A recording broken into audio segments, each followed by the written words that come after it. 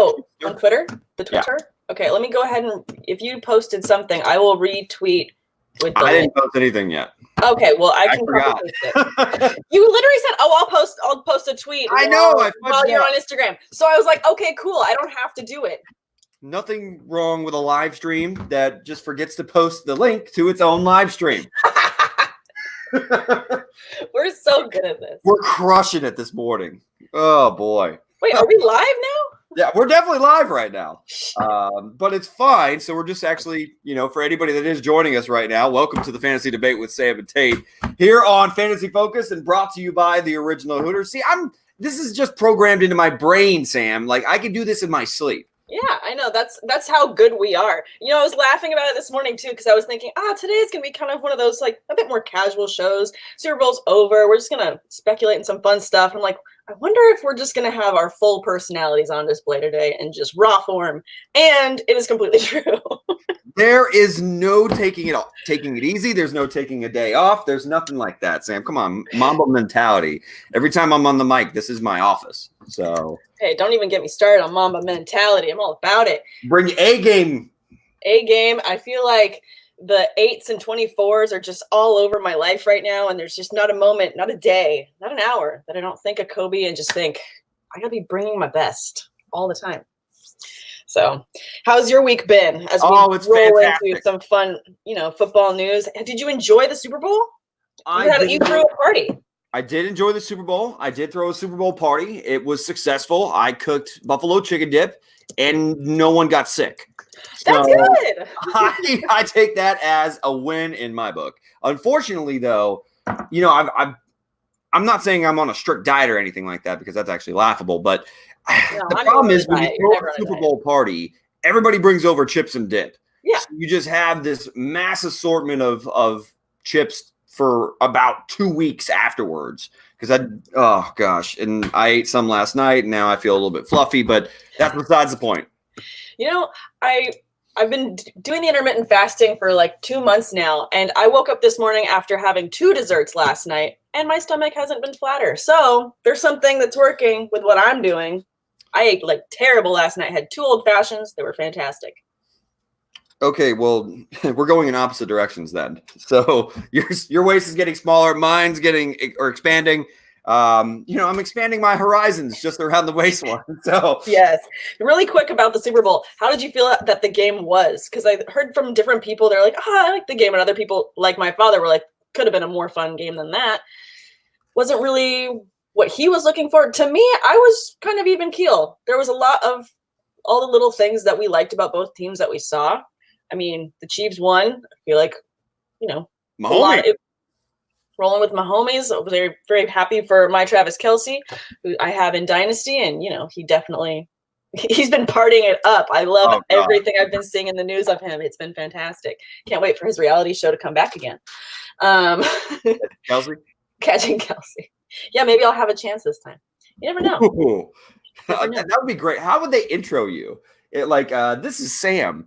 She is, I don't know. I think I don't know your exact age, and I'm not playing that game. I'm going to say 32. I'm 32 years old. Yeah. And she is an avid fantasy football podcast host. And then, obviously you do have a 9-to-5 job, but I'm just saying, how would you intro yourself? I'm curious on catching Kelce. Well, I drafted him 4 years ago, and now is the time to tell him how much I appreciate the fantasy goodness that he's given me over the years by buying him a drink. Bravo. Effing well played. I would do so well. No, I laugh because my friends have joked about trying to put me on The Bachelor because I'm like the perma single one of my friends. And then the season where I think his name was Colton, I guess he was a football player. They wanted to get me on his show. Okay. And I was like, guys, they're like, he likes football. He played it. I'm like, guys, I don't even know his name. Like, if I'm as into football as I am and I haven't heard of him, clearly I wasn't drafting him. Why would I want to date him? It doesn't make any sense.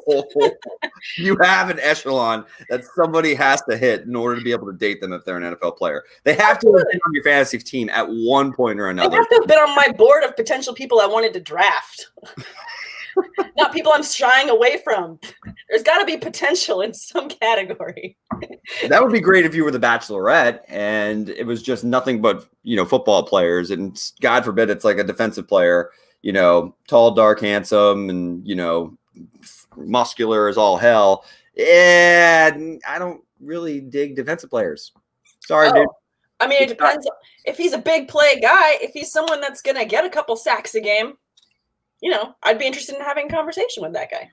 Maybe Vita Vea, because he did score a touchdown on a pass reception.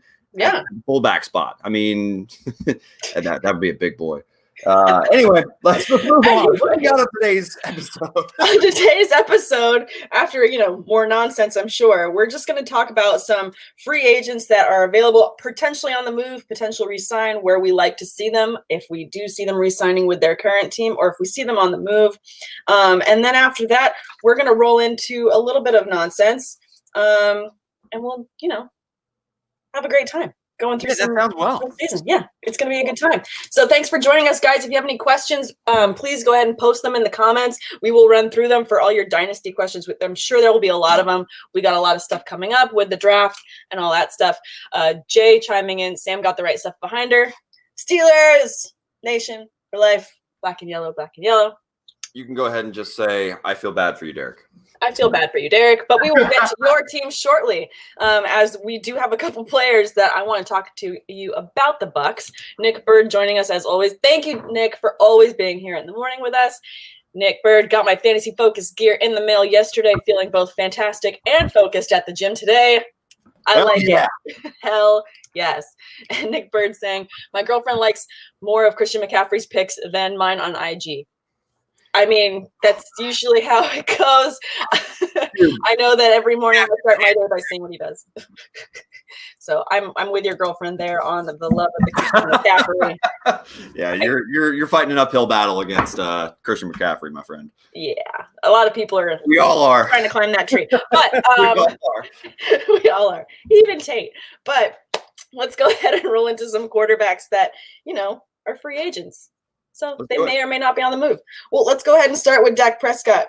With many signs pointing to him signing a deal soon, do you see him signing a deal and staying? Jerry Jones making the smart move? He better. I mean, Dak Prescott, you can say what you want about whether you think he has won all these games during his NFL career. But by the way, what is he, a fourth-round pick? I mean, he outplayed significantly his rookie contract? And yet, so here's my problem with the Dak Prescott situation. If I'm Dak Prescott, I'm not reporting to anything this offseason. Nothing, not a damn thing if they throw that franchise tag on me. You want to know why? Because guess who last year was the former number 4 overall pick in the NFL draft, had another year or two left on his rookie contract, and previously had been suspended for 6 games of the second season of his NFL career. Yet he went to Cabo, held out, and got paid by Jerry Jones. That's, of course, the running back Ezekiel Elliott. So if you're willing to throw money at Zeke for a guy that's already getting paid a handsome rookie contract, yes, you can argue that he outplayed that contract, leading the league in rushing 2 out of his first 3 seasons of his NFL career. Sure. But in comparison to Dak Prescott, I mean, the dude has exponentially outplayed his rookie deal. Mm-hmm. And it seems like they're probably squabbling over $3 to $4 million a year. I mean, I think that didn't they offer him $30 million originally during the year this past season? So yeah, I think this past summer. I mean, if I'm Dak Prescott, I'm not. I mean, granted, I think he'll be a Dallas Cowboy. I do. To answer your question, I don't think he's going anywhere. Yeah. He finished second in the NFL last year in passing yardage. I mean, this offense was at least productive for the most part. They did lay a couple eggs and had some bad losses on their resume. And Dak didn't play great every single game, but very rarely does any quarterback play great every game. I think that you've seen enough from Dak Prescott at this point for him to be paid market value. That's I agree. My opinion. No, I completely agree with you there. I mean, I feel like, I don't know. I just feel like the Cowboys would be complete fools to not just pay him what he's asking for. Because, like you said, he's performed. He's not someone also that has character issues, unlike other people on his team who have been a liability to the team. If anything, he's been a fantastic face of the team and done nothing but be a good presence for that market, for that franchise. So I think they would be absolutely insane to not re-sign him for exactly what he needs to be paid. So, I mean, think about it. Who's actually produced more on the football field? It's no disrespect because I do think Carson Wentz is a better football player than Dak Prescott. I think the things that he's capable of doing as far as just the pure art of playing quarterback, I think he does some things at a much higher level than Dak. But as far as Dak's ability to just lead, win football games, and really has progressed as a passer every year of his NFL career, similar to a la Russell Wilson. Yeah. He kind of started off as a game manager, but slowly throughout his NFL career got more productive through just pure quarterbacking as his career progressed. And that's what we've seen as far as the trajectory of Dak Prescott. So pay the man. No, pay the man. He's been playing better and better every year. I mean, and he's also been playing better with, players that get thrown his way, a la Amari Cooper, who we'll talk about later, making things work that he needs to. He's rising to the occasion in every sense of the word. So I just think it would be insane for him, to just not get paid. I'm just pulling up his numbers really quick, and everything, of course, is just going up and getting better as he's been in the league. So, I mean, overall yards has gone up. This past season, he had 4,900 yards. Gotta love that. I mean, on attempts, his pass percentage has been super consistent, 67, 62, 67, 65% percentage across the years.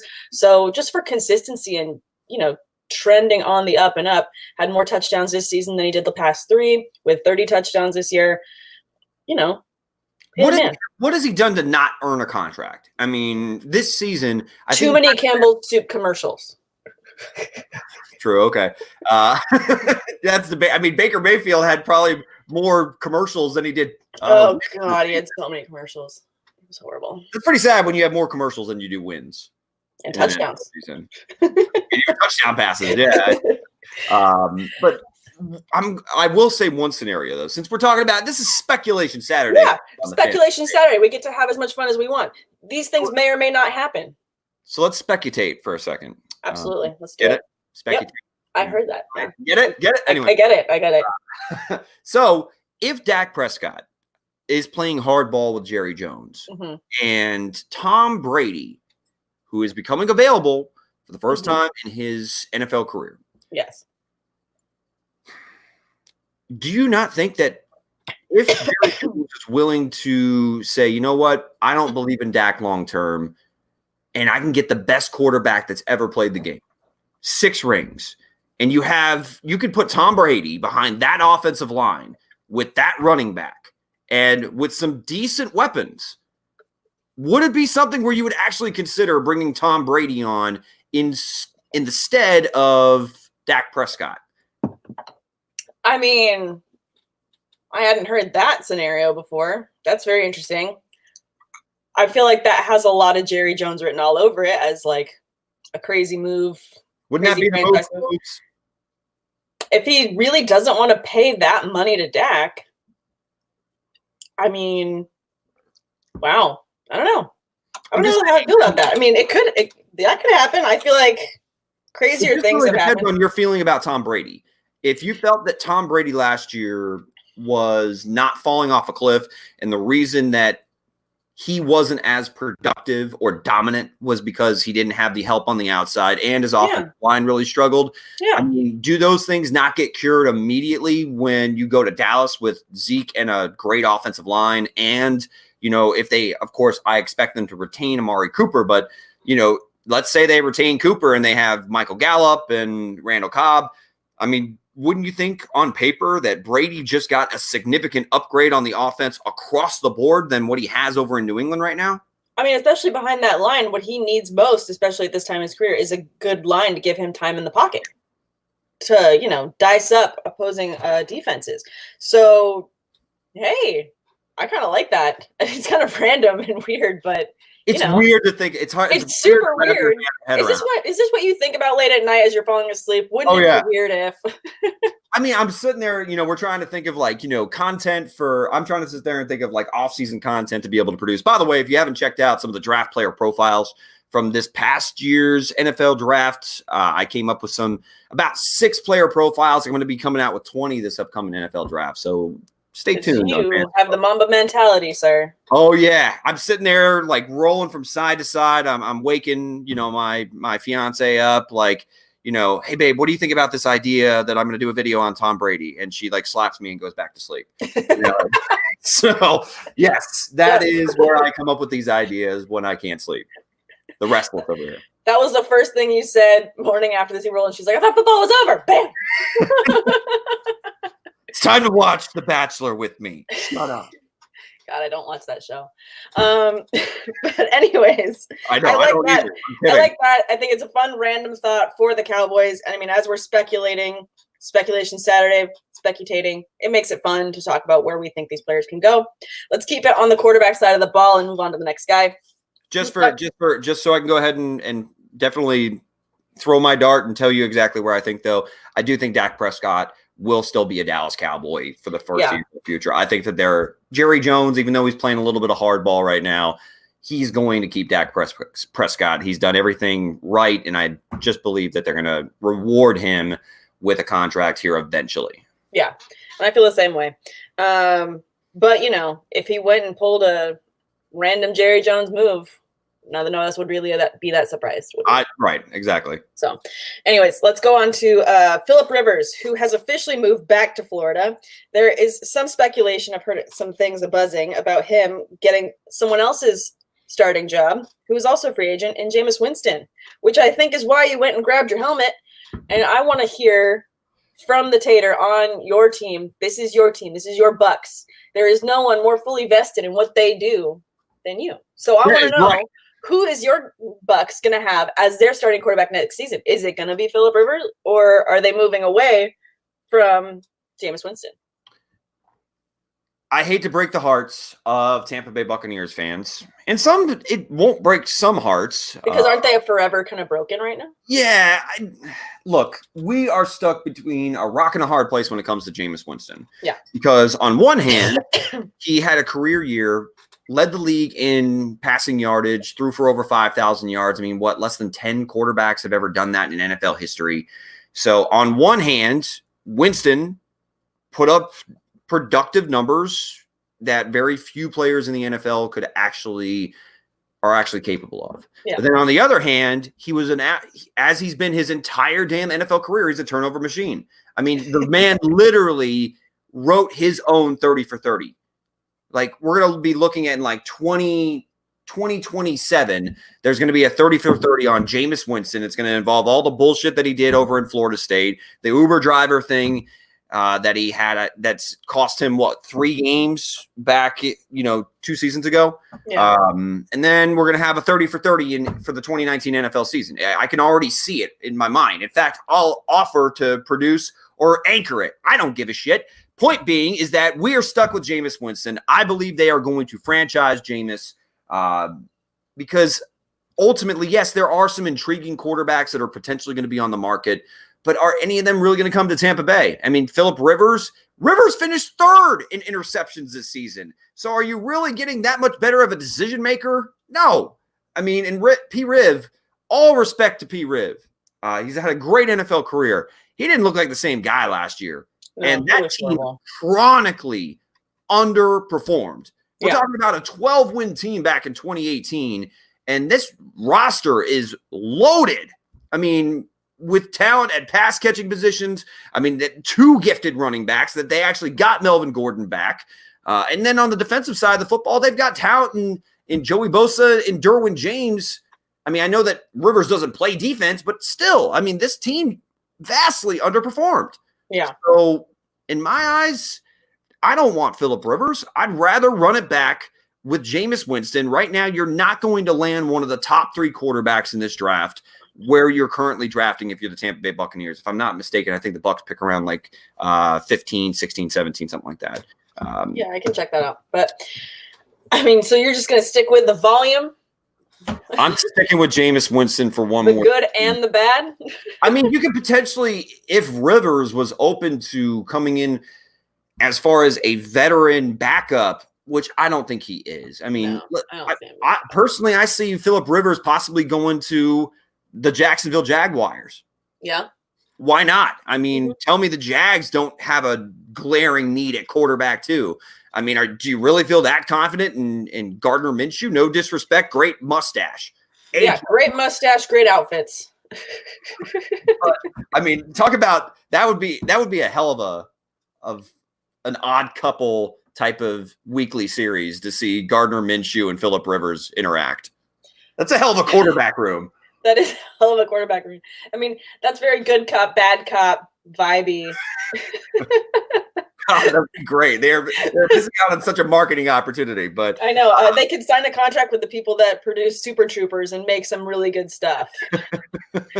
I'm seeing it now. But to ask you though, I mean, I believe the Tampa Bay Bucs are going to stay with Jameis Winston. But how do you see it shaking out? Do you see Rivers being there and them letting Jameis Winston walk? I feel like, I mean, I'm not a Bucs fan, so I don't know all that you've gone through in the years. But to me, I'm sick of him. Like, come on. I mean, Me too. Just the off the field stuff. I'm sick of the interceptions. I mean, yes, you love the volume, but at what cost? At what cost? I mean, they're clearly not getting any better anywhere else on the other side of the ball. I feel like, if anything, it will rejuvenate the rest of the offense and the rest of the team to have someone new under center. I just think that you're going to it's a morale booster, I think, to make a move that's going to make a statement to the team, to the fans. Hey, we're working on it. We got to figure it out, and we're trying to figure it out. Whether or not that's with someone like Phillip Rivers, who I agree did not look like himself, but there's been other quarterbacks that when they made a move to another team, got revitalized and looked better, a la Ryan Tannehill. New system, amazing fit. So not saying that Rivers is going to have that kind of production, but you never know. With the right move, he moved home to Florida. He's happy. He's going to be happy with his family there.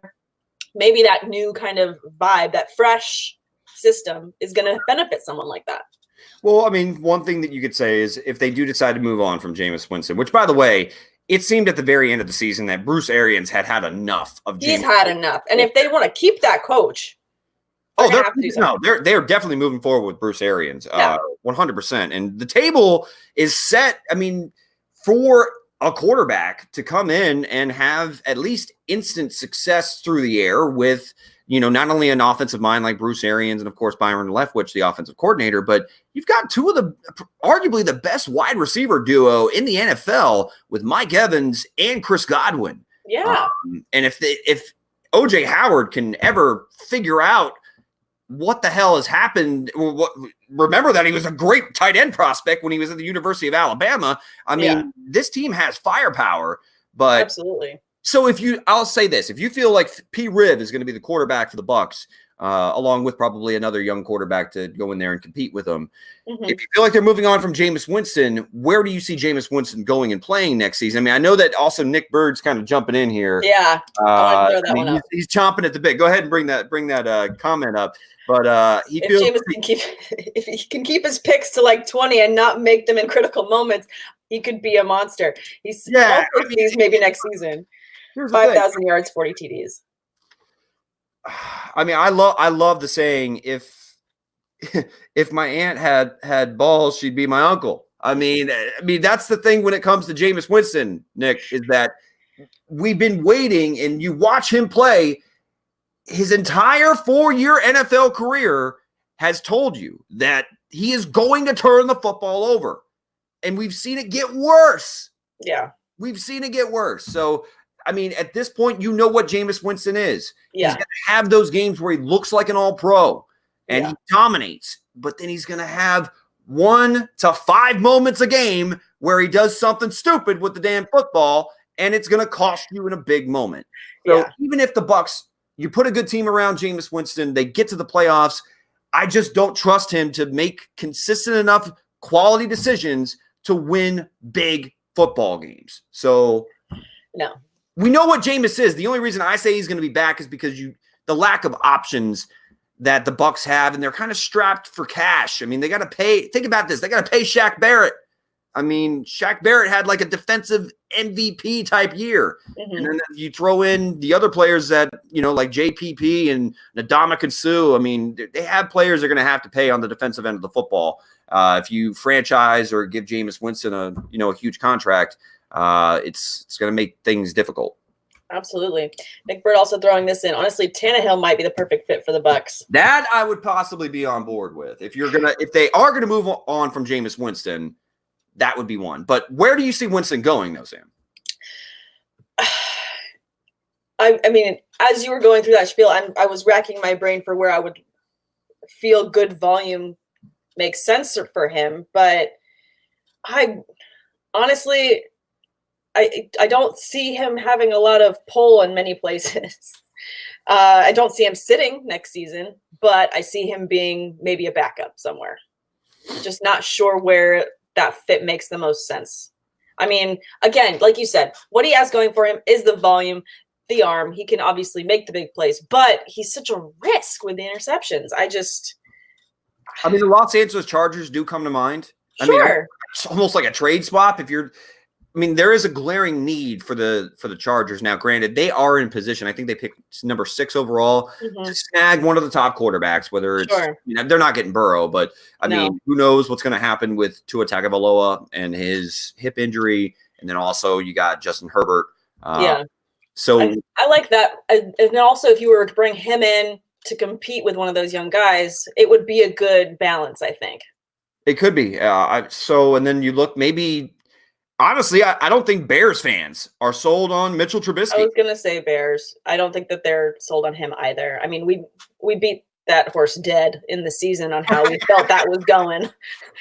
Like, that horse is definitely – the grave is out back. You say that, but Ryan Pace, the GM, and Matt Nagy are both saying that he's the guy, but I don't know. I don't really think he's a guy. I'm smiling through our teeth. I don't really think it works, but I agree. But I think, I could see, I like the idea of him going to the Chargers, just as balancing out the roster, not being a starting guy. I don't see him having a starting QB position in 2020. I see him being a backup. Okay, fair enough. So moving on to more quarterbacks, because we still have others to go through. Let's go on to New Orleans and talk a little bit about Brees and then Bridgewater. Drew Brees is going to be a free agent. Do we see him signing on for 1, 2 years, or retiring? We made a retirement bet last week, so I'm not going to double down on bets because I don't want to owe you like 5 hats. But fair. Yeah, I think that sucker's on its last leg, but continue. Yeah, based on the commercial we saw with Tom Brady, it doesn't look like he's retiring, so I'm still crossing my fingers. So we'll see. But as far as Brees goes, do you see him retiring? Do you see him signing 1 more year? For me, I feel like he's got at least 1 more year in him, and he seems like the kind of guy that would re-sign with the team that's taken him as far as they have. Well, they've already mentioned that they want to groom Taysom Hill for the transition to being a starting quarterback for the 2021 season. So if we're doing the math, that means 1 season in between there. So I do think he signs for 1 more year. My gut just tells me that Drew Brees isn't quite done yet. So I do think he signs a 1-year deal. He comes back. The Saints run it back 1 more time with this collection of players. I mean, here's the thing though. I mean, they're going to another running back that's going to potentially hold out, Alvin Kamara. I mean, and he should. I mean, yeah, and Kamara is definitely outplayed. I mean, you talk about running backs that have outplayed their contract. I mean, Kamara's tailor-made for this Sean Payton offense. Yeah. Really, the 1-2 punch that they have with Kamara and Michael Thomas is one of the best in the NFL. So I think they'll get a deal done, but Kamara is going to hold out. That's what I believe he should do. But Drew Brees will be back now. Teddy Bridgewater, though. Yeah, so I feel like he's going to be on the move. I think he did really well in the time that, Brees was out and showed 5-0. Yeah, so I think that he's just, padded his resume with some great games, and he's never been a player that had any bad press. He's only ever had, players say that they love him. He's a great, presence in the locker room. Really hardworking guy. I just feel like with someone like that, performs when they need to be, steps up to the plate, I think that he's going to get a good contract somewhere. Great question as to where. I mean, I would like to see him in LA with the Chargers if we're talking about other people going there, because we're talking about teams that have a need. I think that would be a great fit for him. He Love can it. I mean, if they do end up taking like Justin Herbert, or I mean, if they draft Tua Tagovailoa and Tua's not ready. Yeah. I mean, but I also I would see Teddy Bridgewater wanting to go somewhere where he can compete for a long-term starting position. Yeah, he's only what, 27? Yeah, I mean, and granted, we thought that we may never see him again. He had a tragic injury, but not. But I mean, it's an incredible comeback. Yeah, absolutely. Tip of the hat with like how hard that man has worked. Yeah. I believe that it depends. Two places interest me for Teddy Bridgewater. Ron Rivera has to make a decision on whether or not he believes in Dwayne Haskins. Mm-hmm. Now, granted, they picked number 2 overall. Sure. And they fall in love with, Tua Tagovailoa or Justin Herbert, I wouldn't be shocked for them to say, well, you know what? We're going to go ahead and draft the best guy, similar to we saw Josh Rosen picked in the first round a couple seasons ago with the Arizona Cardinals, only for them to get the number 1 overall pick and wave bye-bye to him and take Kyler Murray. Yeah. The Washington Redskins interest me, but also a team that was very well coached, but I'm not sold on Jacoby Brissett. I think the Indianapolis Colts I actually like that. Make a lot of sense for Teddy Bridgewater because the Colts, they're not anywhere within being able to get one of the elite quarterback prospects. I don't think that you're 100% sold on Jacoby Brissett yet, even though I thought he, pressed into a starting role this year with, unexpectedly. I mean, that's he did, but then he kind of tapered out. He did. That's what I'm saying. He tapered out. He bottomed out. And I feel like we know who and what Jacoby Brissett is at this point in his NFL career. He's a nice backup that can come in and win games for situations that, he's called upon. But is he a franchise quarterback in this league?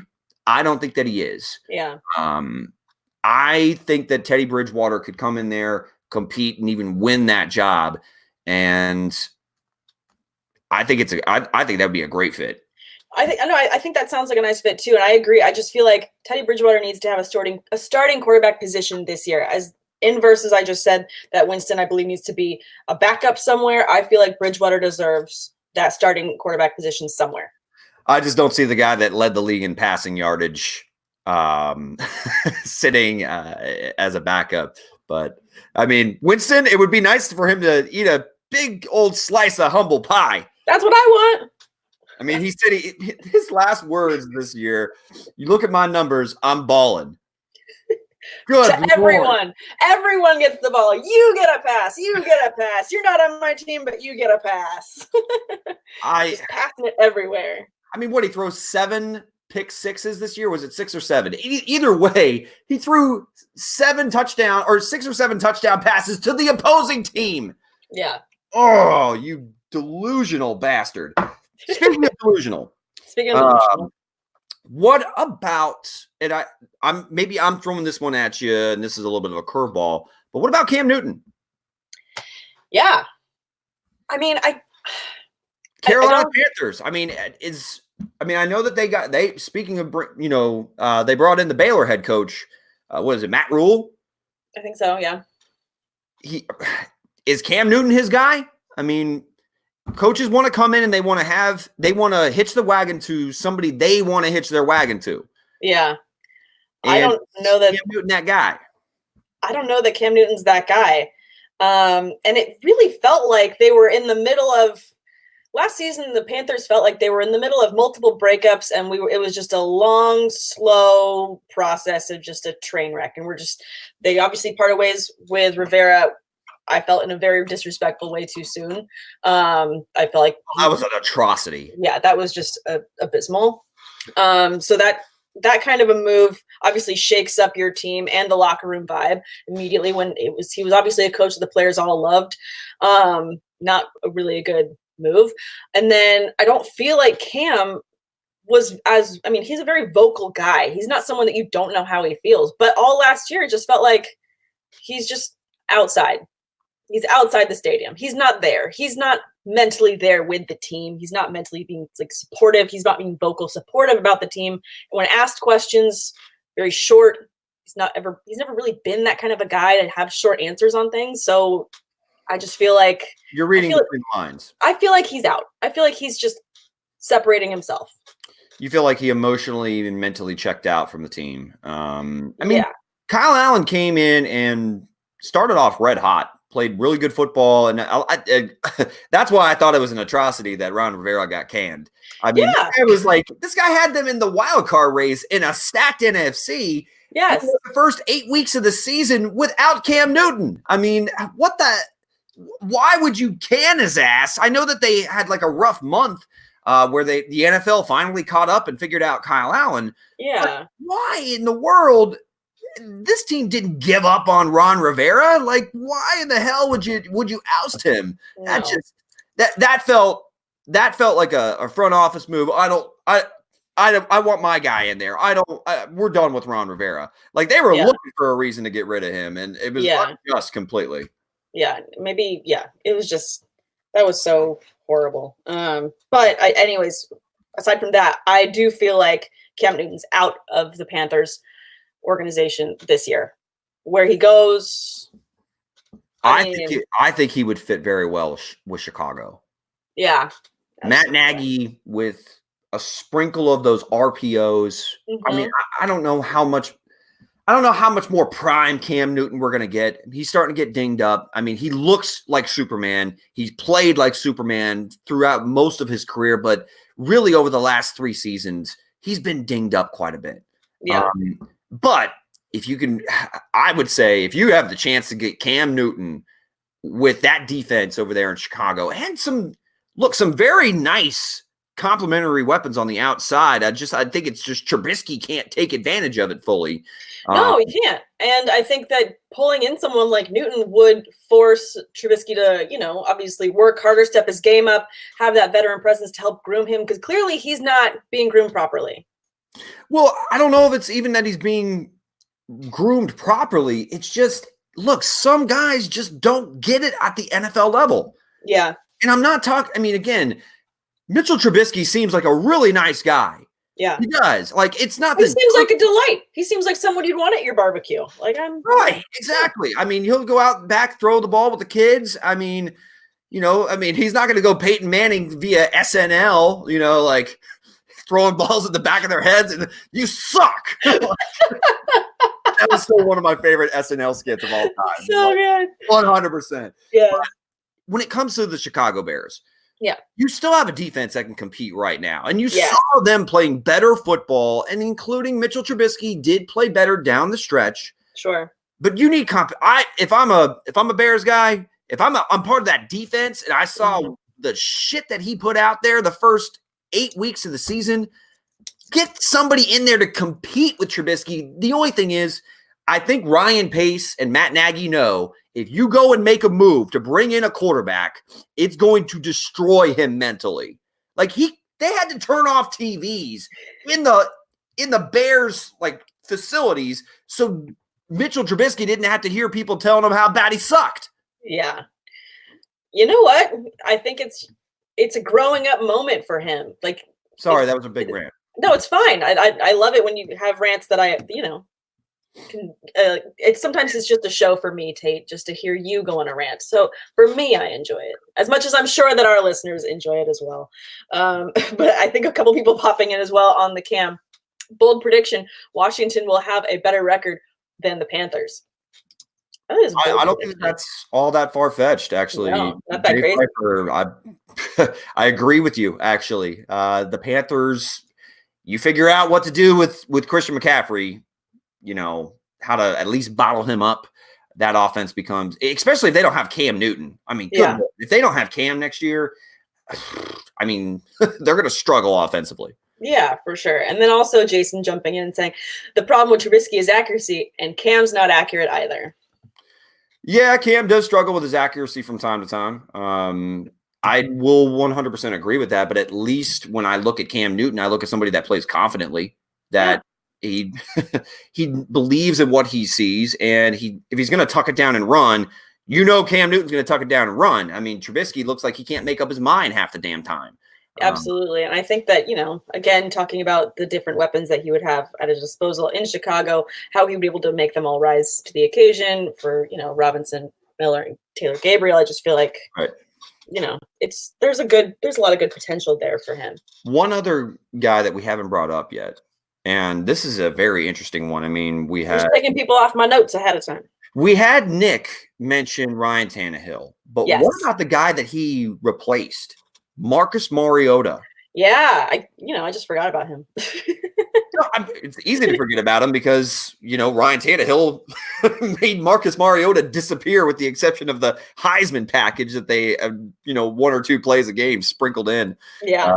Just to make Mariota feel good. But it's okay. You're still here. You still have a job. Yeah, it's very cute. It's so bad because I don't want to make fun of Marcus Mariota. He's such a nice guy, and he's such a good human being. I want him to succeed. I really, truly do. I still think he's definitely gonna have a job in the NFL. I just see him going somewhere to compete for a starting position. The reason why I brought up Mariota is if they do move on from Cam Newton, Mariota makes a little bit of sense there as far as RPOs go with the likes of Christian McCaffrey. That's one thing that I thought the Titans never fully took advantage of was the fact that Marcus Mariota is a hell of an athlete. Sure. Like, he is a damn good athlete. I mean, you remember his days back in Oregon. He was dominant. I don't think we've seen him in the perfect system quite yet to really take advantage of his capabilities as a quarterback. Does he have limitations? Absolutely. But I do feel as if you can get more out of Marcus Mariota somewhere else. Just got to put him in you got to put him in a system that he feels comfortable with. But I'm going to slam the table on this. Take advantage of this man's athletic ability. Yeah. Like, his time is up in Tennessee. That's fine. But I don't think his playing days are quite done yet in the NFL. No, I don't think that they're done either. And I agree with you. I mean, we've talked about players, just being likable personalities just off the field as well and being, with the right team. But I feel like Marcus Mariota is someone that for the last couple of years, we keep saying in the offseason, this has got to be his year. This has got to be his year. And that's because we all want to see him do so well because, like you said, he's such an amazing athlete and just a great guy. You want him to succeed. He's not someone that you're actively rooting against. Yes, he's a good leader. I like the idea of him going to the Panthers and, like you said, being able to be more dynamic in RPOs. And obviously, with McCaffrey, I think that would work really well with their speed. It could really boost that offense and can you imagine how much more successful McCaffrey could be? I mean, McCaffrey's proven to be someone that is quarterback proof and obviously going to be consistent and good whoever is behind the ball. He's the best weapon in the NFL. But how can you, maximize that weapon? Well, someone like Marcus Mariota could maximize that. It depends on, if you look back at Matt Rule and what his offensive philosophy was at Baylor, I believe that Marcus Mariota can do some of those things in the National Football League in that system. Now, another system, though, and we already talked about it, and, Chicago Bears fans probably are like, well, isn't Marcus Mariota just the same exact thing as Mitchell Trubisky? He has probably some of those similar limitations, but Mariota is a hell of a leader. I mean, how many times did the Titans make the playoffs with Marcus Mariota as the quarterback? Now, you can say that they made the playoffs in spite of him, but the troops and the players respond very well to Mariota. I could see him going to Chicago. I really could see him going to Chicago. And again, with a system that has a lot of RPOs built into it, that's something where, again, if put in the right system, Mariota, I believe, can be very successful. So Chicago is another landing spot that I see him going. I just don't see him going to one of the teams that are picking in the top 10 that are likely in the market for a franchise quarterback. He's not going to be in that conversation. Where he is more than likely going to be fit in is where they have a questionable quarterback under center starting at the current moment, a la Jacoby Brissett, Mitchell Trubisky, something like that. That's where I see Mariota going in and potentially competing for a starting job. I mean, wasn't it once upon a time that most people gave up on Ryan Tannehill? Yeah. We all did. I mean, It just maybe it's a really- similar situation, just a fresh start somewhere else in a system that's tailor-made for him. Absolutely. And I definitely think that the right system will work for Mariota. It just was so clear this year. We saw that, that statement couldn't be made truer than how well it worked for Tannehill. I Titans hope. inversely worked so well for him. There's got to be something out there that helps Mariota fit in a system where he is the main guy for a team. I mean, of the two that you mentioned, I think I like Panthers best, but I just feel like he's got to have a starting job somewhere else. He's not going to be someone that sits on the bench. Like you said, he's too good of a leader. He's too good of a presence in the locker room to not be that for another team. The problem is with Mariota, particularly going to Chicago. They already have a quarterback that has problems pulling the trigger, Yeah. with the anticipation, which Mariota, like people would probably in Chicago be like, yeah, that's pretty much the same. It's almost like the bad guy in Scooby-Doo. Who is this really? And it's like, you pull off Mitchell Trubisky's mask and it's Marcus Mariota. It's like same exact guy. But I still think that in that system, I believe that Matt Nagy could definitely get something out of Marcus Mariota. Absolutely. Well, let's move on from quarterbacks and talk a little bit about a couple other guys. Going back to the Cowboys, and we mentioned a little bit about Amari Cooper, but do we see him re-signing there, or do we see him moving on? For me, I feel like I see him re-signing. They're going to sign Dak, and they had so much success bringing in Amari Cooper, and he's just kind of, done so well for them. I don't see them moving on from him. I feel like they're going to definitely re-sign him there. They should re-sign him. They should. I mean, the thing is, though, is you can't pay everybody. That's true. I mean, should they re-sign Amari Cooper? Absolutely. Now, granted, it looked like Cooper wasn't 100% healthy at points towards the latter half of the year because there were games that he just disappeared. Yeah. I mean, remember against the New England Patriots? There's still an APV out for him. I mean, he was nowhere, a ghost. I mean, Stephon Gilmore took his soul. I mean, your soul is mine. Anyway, but I do see Coop coming back for the Dallas Cowboys. Now, if you're telling me, let's just say he doesn't sign, hypothetically, where could I see him fitting in? The San Francisco 49ers. I think he'd be a perfect complement to Deebo Samuel. Because I no offense to Emmanuel Sanders. Sanders could still have a role, but Cooper and his route running ability, off the play action, I think he could do, and especially with the success that a lot of times ex-receivers have in that Shanahan system. Yeah. I could see him Cooper could be a very, very nice compliment for the 49ers in the passing game. Yeah, I like that fit a lot. I really feel like they're just going to re-sign him. There's just how can you one, this is also going if they re-sign Dak, how can you not bring back someone that you just had that much success with? We're going to sign you and take away someone that's a great offensive weapon for you. That makes no sense. It would make zero sense. And they just gave up a first rounder not too long ago to Oakland to bring in Amari Cooper. Yeah. So I mean, it would make zero sense to spend draft capital like that to bring in Cooper, who's been productive, and then not pay him. I mean, I like I said, I think that Cooper's going to be back in Dallas, but again, it would be, since we're throwing on our speculation hats, our tin foils, I definitely think that the 49ers would be one that would interest me. Is there anywhere else, though, that you would like to see Coop? I mean, I don't know. I'm going to throw this one out there. How about with the Giants? I like that. I mean, talk about offenses that have, 1, been dinged up, 2, needed leadership, and 3, needed a veteran presence. So I feel like Cooper could be that and kind of give some confidence to Daniel Jones. Yeah, I'm not calling him Danny Dimes. I'm not either. He's trademarking that name. Is he? I mean, I don't blame him. I mean, the New York media picked up on it. And it's like, son of a bitch. Like, really, I'm going to have to listen to him for his entire NFL career. They're going to talk about him too much because he's already a New York Giants quarterback. So they're going to talk about him unnecessarily. Yeah.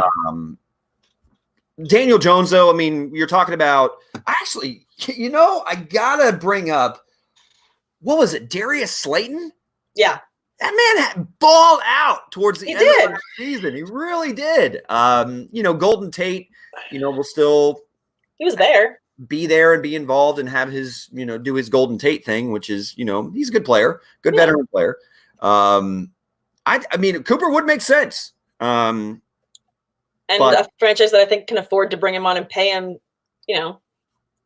now good amount of money.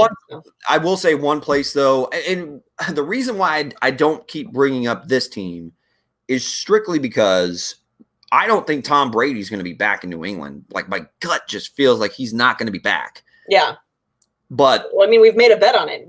Both of us feel like he's not going to be there. I feel like he's going to be on the couch. You feel like he's going to be on another team. Who handles their cap situation better than the New England Patriots? If Cooper becomes available, that would be a very, very, very nice weapon for Tom Brady if they do run it back with Brady one more year, which would make sense. I mean, you instantly give Brady a top 15 wide receiver. Yeah. So yeah, I would say Cooper to New England also would make a lot of sense. Yeah, I like both of those. Nice. All right, so let's move on as we kind of talk a little bit more about draft and, teams that have good draft position. One that has, I would think, probably the best draft position would be the Bengals, unfortunately. They put in the work this year. They put in the work. That's really quick. Yeah, they put in the work. They put in the work. They worked for that pick at 2 and 14. They earned it. So talking about the Bengals a little bit, obviously having the number 1 pick, Joe Burrow's being the guy that everyone says he's going there. You can speculate about other teams, being able to make the call, make the offer, but I just don't. As a Steelers fan, I like to think that the Bengals are so stupid, but I don't think that they're that stupid to pass on someone like that could literally revitalize your entire franchise. Right. And this brings me just to AJ Green, who I feel like, I mean, he's a free agent. You can't really bring up a player who's been more injury riddled than AJ Green the last couple of years. I just feel like he has lost his luster to other teams. I feel like if he's going to have success in the NFL, it's going to be with the team that he is currently with, because they're going to be able to roll the dice and bring someone in like Joe Burrows that's going to revitalize him. So to me, I don't see another team wanting Green, which is why I feel like he's staying. Disrespectful. I'm just saying, he's just injury prone. Are you suffering from amnesia or something like that? Do you I know what AJ Green is. I know what he can do. I'm just saying that there's so many other pieces that move around the NFL. Age, is a factor for a lot of teams. I just feel like maybe he gets a 1-year deal somewhere else, but I feel like there's a lot of good potential to keep AJ Green in the Bengals. Oh, 100%. I mean, AJ Green, look, for those of anybody that I get the injury part. Now, I'm going to go ahead and say conspiracy theory that AJ Green definitely could have played last year. So all those games. Oh, yeah. I forgot about all your conspiracy theories. All those games he missed. Look, he was just saying, you're not giving me a contract extension. I'm giving you my heart and soul, despite how terrible this franchise is right now. I'm not going to demand a trade. I just want to get paid. Yeah. Extend me. I'm one of the most productive wide receivers when I'm on the football field. And AJ Green, in the light of like Julio Jones, have you ever heard any drama when it comes to AJ Green? Does he ever is he outspoken in the media? That man comes in, punches the clock. Normally is the production is in the craft of his work. Is how I'm trying to say. I know that didn't come out correctly. No, okay. I'm drinking coffee this morning. It's not like I'm like slamming, White Claws or anything like that. But point being, AJ Green is still an elite level receiver when he's on the football field. I know he's had a couple injury riddled years. I just think last year he could have came back, but why? This team was a dumpster fire. And what's the point of AJ? What's the point of him getting hurt in the middle of a dumpster fire? And you're not going to extend him. So he decided to go ahead and play it safe and say, all right, well, I mean, we're going to just figure this out next season because this season's already lost. And I'm not going to take the injury risk of further damaging my ankle. So it made sense to me, even though it sucked because I took him in a lot of fantasy drafts because I love the value on AJ Green. Yeah. But you're speaking of a guy that if he becomes available on the open market and they don't re-sign him, then I don't think there is going to be a shortage of suitors for AJ Green. And I think the first call he'll get is from the New England Patriots. Yeah, I could see that. I mean, I would love, but I will say this. I would love to see him with Joe Burrow.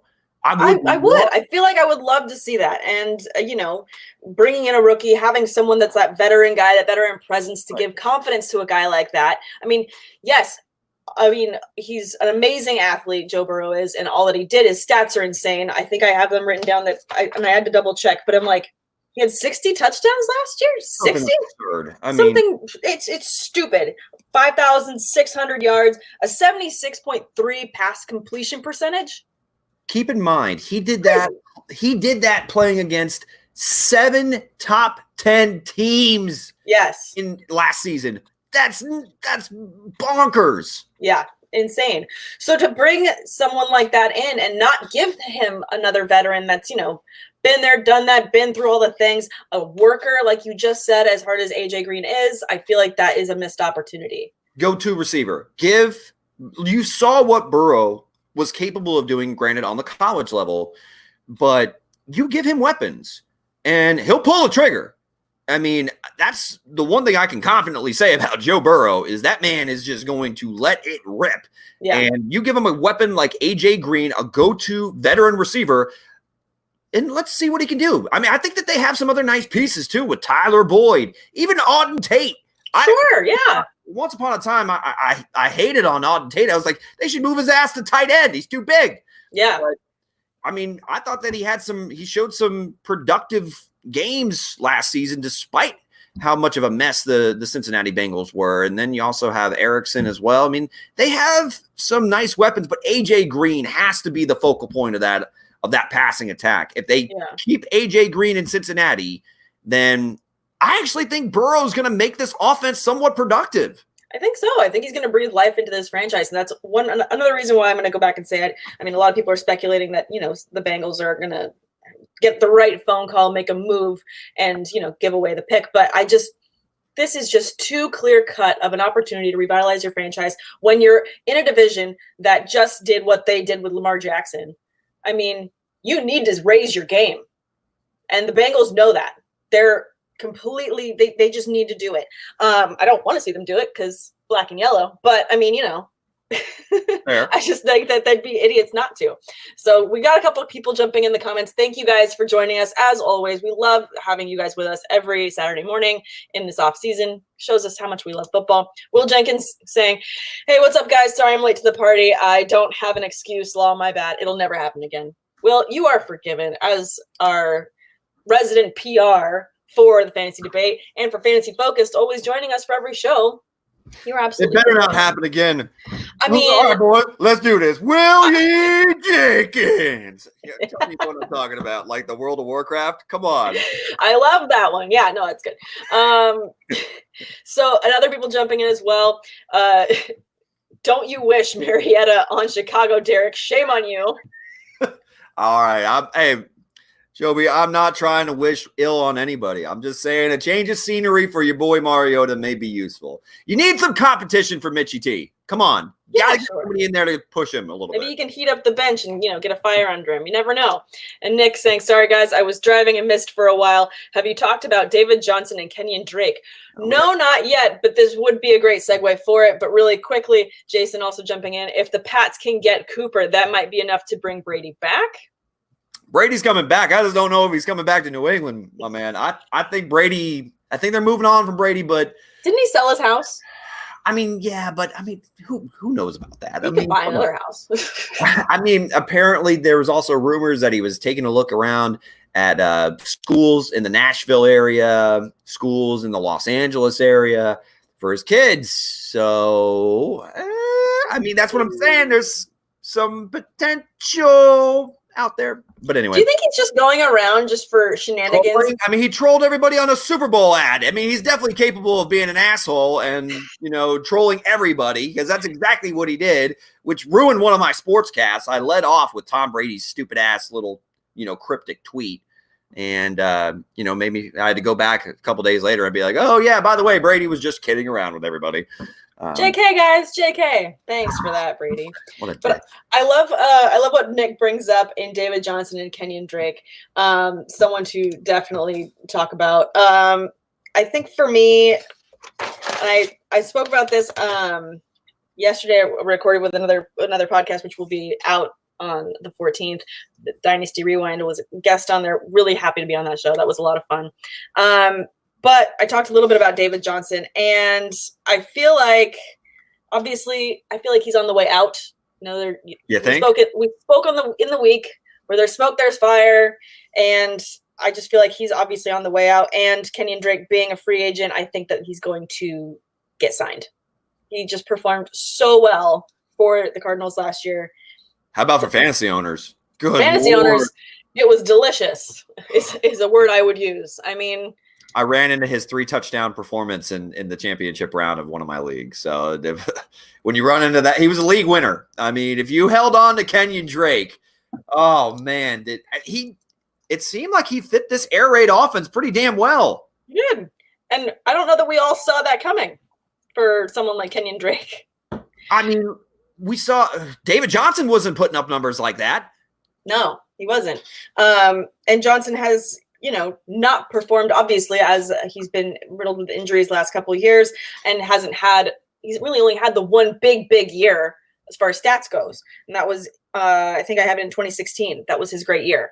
Correct. So, he's got to kick some of the, cobwebs off if he's going to be attractive to another team. Well, speaking of other teams, where would you see? I mean, if David Johnson, which I think it's like abundantly clear that he's fallen out of favor there in Arizona. Yeah. Where would you see him potentially going, landing spots? Where would you like to see him go? Better question. Where would I like to see him? I mean, this makes a lot of sense. I'm like looking down, you're like, excuse me, over here. The Bucks. I think it makes a lot of sense to go to the Bucks, sure. But I've got this beautiful prop right here. I have to use it for something. I mean, I feel like I've heard a lot of people say the Bucks, and I'm trying to think of another answer I think makes sense as well. I feel like, I could see him going to the Colts, maybe. Okay. Maybe. Okay. I feel like that's a nice little fit for him there. Just, the way that they use running backs there, I feel like he would fit well in that system.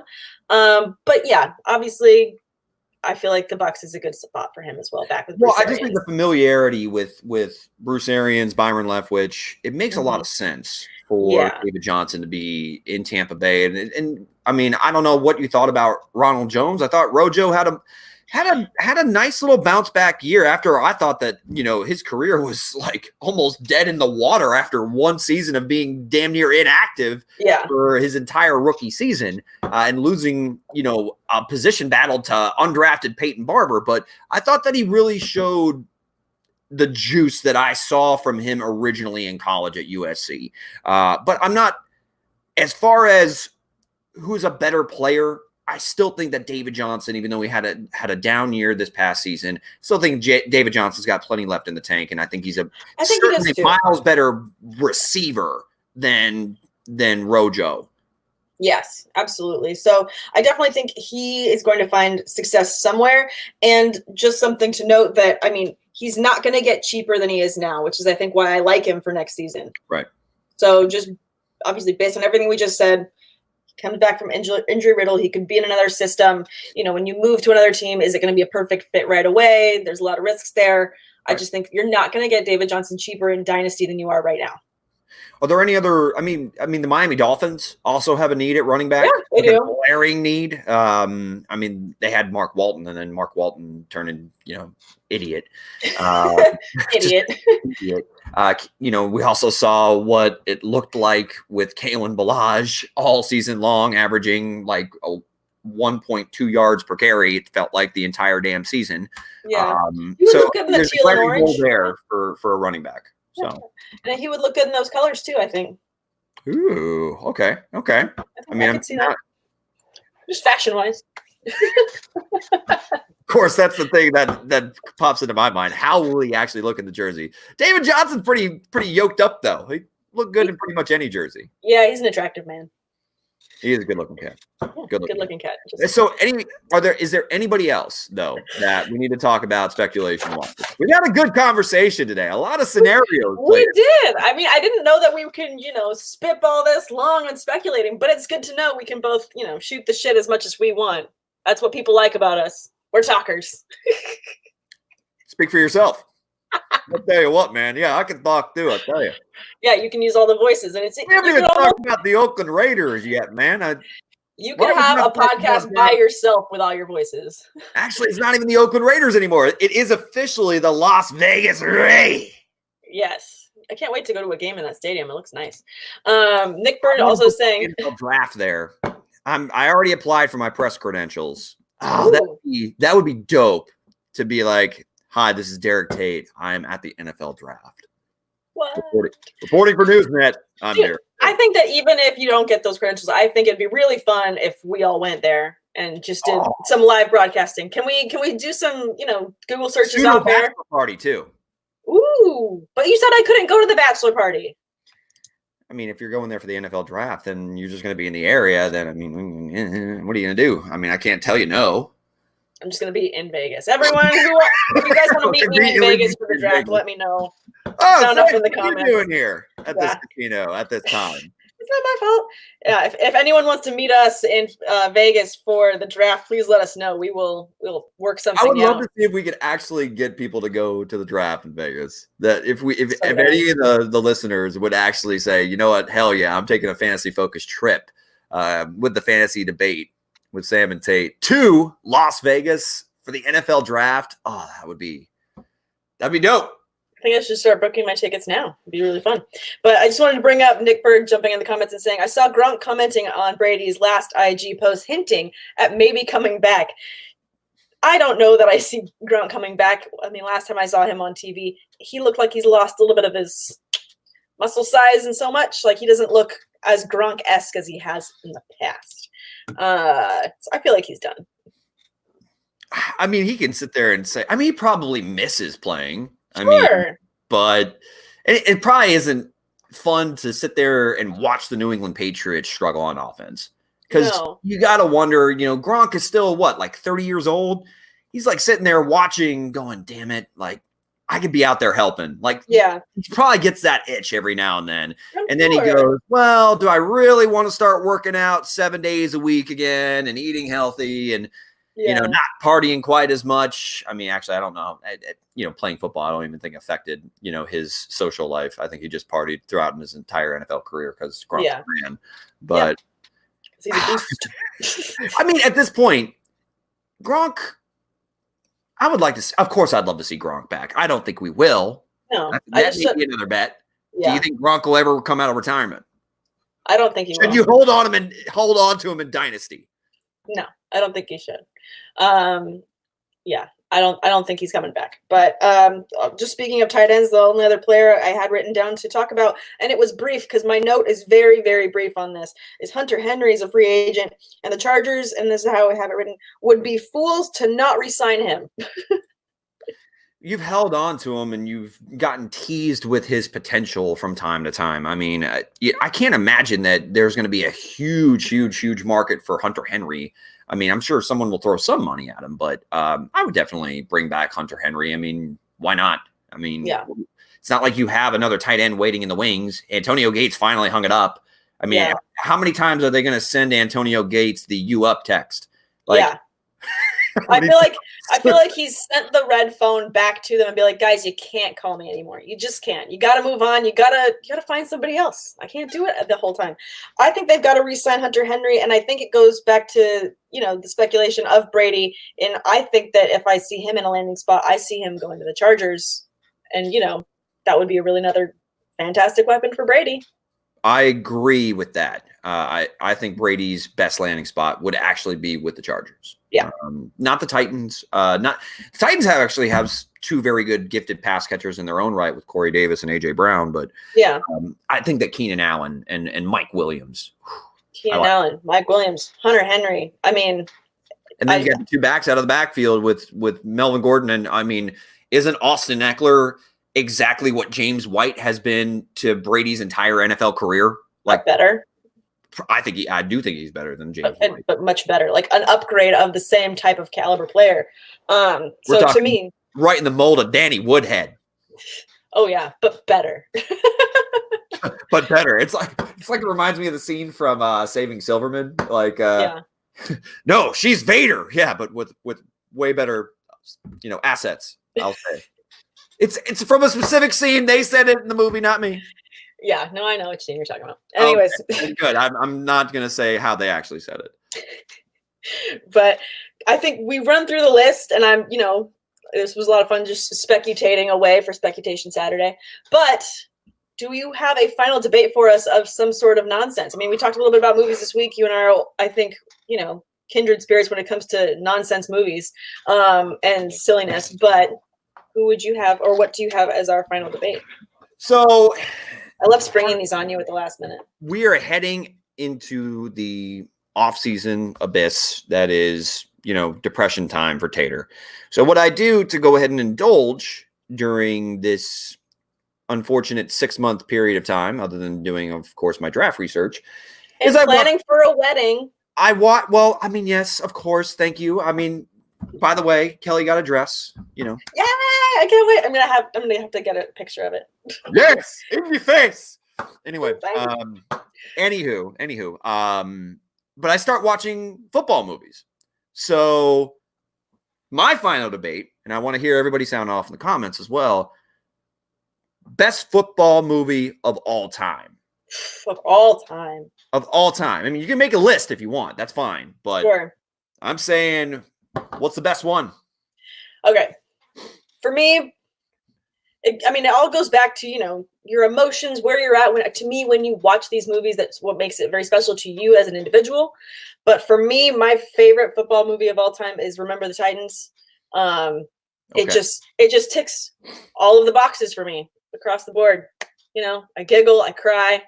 It hits me in the heart, in the feels. I mean, I know that it's hard to believe, but there is a heart in there somewhere. It's cold sometimes, but that movie warms it up. Damn it if I don't love that movie and all that Denzel Washington does and those players do in that movie. It is so fun. So to me, that's my favorite all-time movie.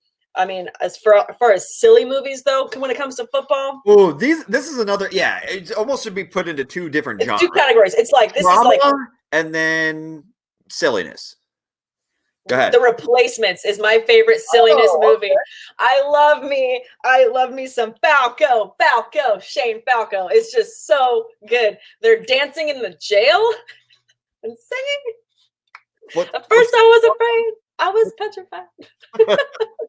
So good. Oh man, Orlando Jones is hilarious in that. I just can't. It's too good. Japanese, not Chinese. It's the same difference. Same difference. No, The Replacements is definitely a classic. And of course, you got just Keanu Reeves being Keanu Reeves. Yeah. Oh God. I mean, what is the epic line that he does have at the very end of the game? Chicks dig scars, glory lasts forever. Yeah, it's like pain heals, chicks dig scars, glory lasts forever. And then yeah, that's an amazing movie. But mine, I might get that tattooed like right here. Just Falco across my back. Falco across my back and some tribal. And then have that quote just across the arm with some like barbed wire. That's a great quote. I mean, that applies to life though. So speaking of applying to life, now my favorite silly football movie, Little Giants. Oh, I love Little Giants. Little Giants. Absolutely a great movie. Yeah. I mean, just hey, hot hands. They're on our team. What else are they? I mean, the annexation of Puerto Rico. The annexation of Puerto Rico. So good. Spike's intro scene. Yes. The kid is carrying a freaking refrigerator on his back. Who's Spike's blocker?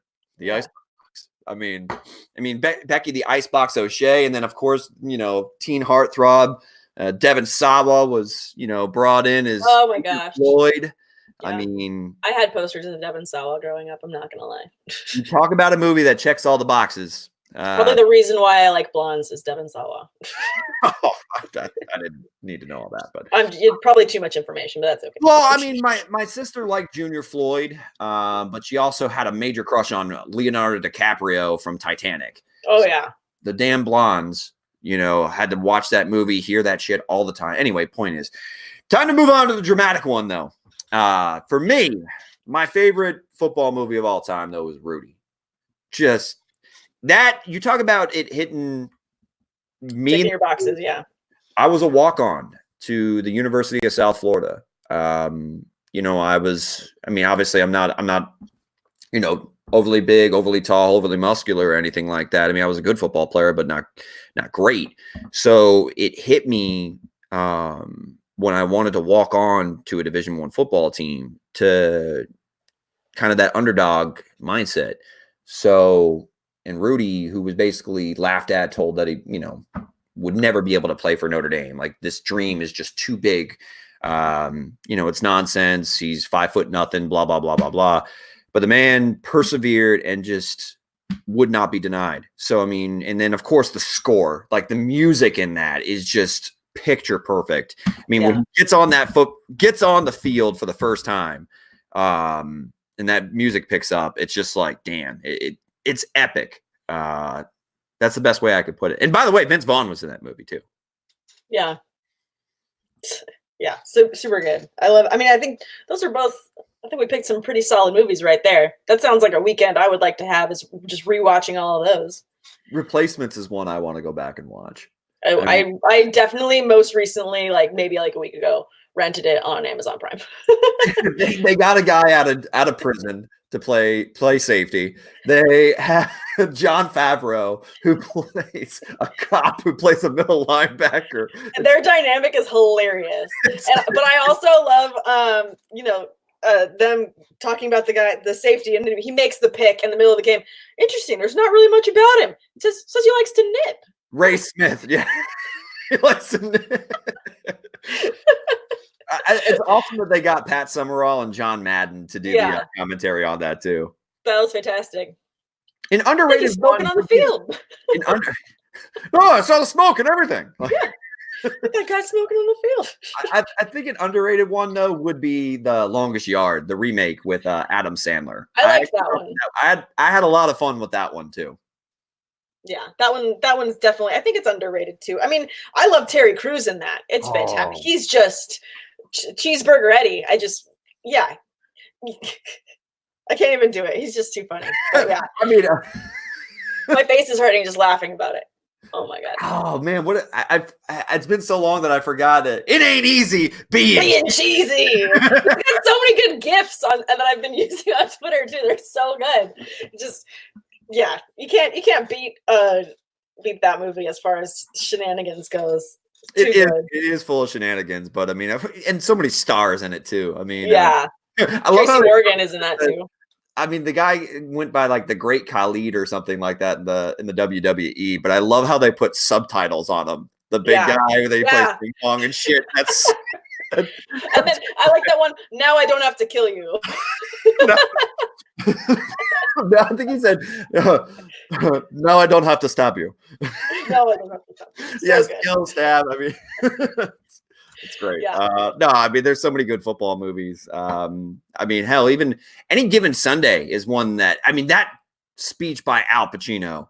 I mean, that may not be the best movie of all, like best football movie of all time. That speech. But that speech goes down in history for me. That I'll give it one time. I'll go ahead and I'll give my best Al Pacino in a future episode.